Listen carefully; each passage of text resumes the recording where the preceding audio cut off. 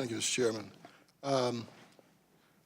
In January, I will have been on this committee for 12 years, assuming I'm reelected. And so I'm always very careful, not just here, I'm careful everywhere, because I do think words matter, which is why I would not allow my 3-year-old granddaughter to watch the news.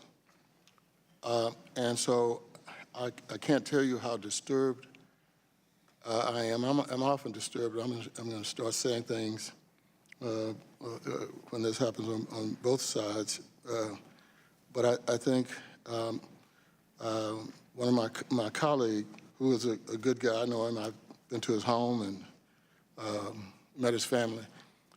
But when you drop a word like words like, a drug drop, that creates some discomfort. And I know that the gentleman didn't mean what could be interpreted to be really awful. And it would be my hope that, that it was, a misstatement, or sometimes we all say things we would rather pull back. I'm assuming that he would rather pull that back because there are a lot of people.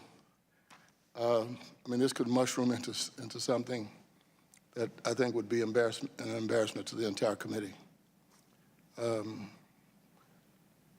When you say, we're talking about this 3-hour strategizing meeting, fast forward to this hearing and we're saying, it was like a drug drop. That's not good. That's a little scary. And my partisanship doesn't, or my ideological leanings have to stop at some point. Which is, I wouldn't say that George Bush, had a drug drop, or hopefully anybody. So this is maybe a political gathering, and we're supposed to do some of this stuff. I can't do it because I think the whole country is looking at this political process and saying, Washington stinks, and we're creating a higher level of stinktivity. Yeah, that's a word. I made it up. When we do this kind of thing, we're stinking up the political process.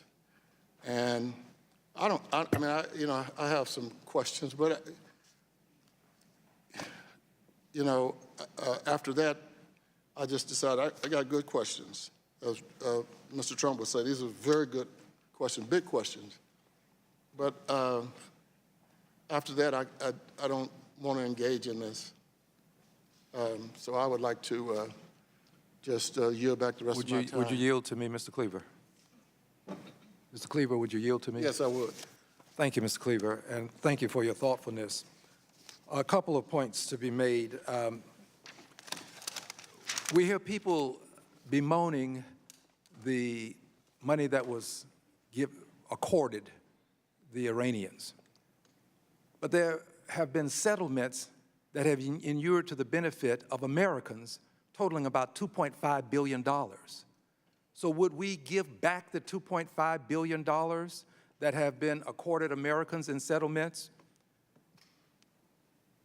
Not a lot of emphasis is being placed on the fact that people came home. Thank you, Mr. Capiano.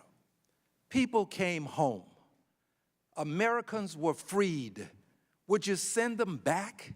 Would you put them back into harm's way, incarcerated in Iran? Is that what you're pushing today?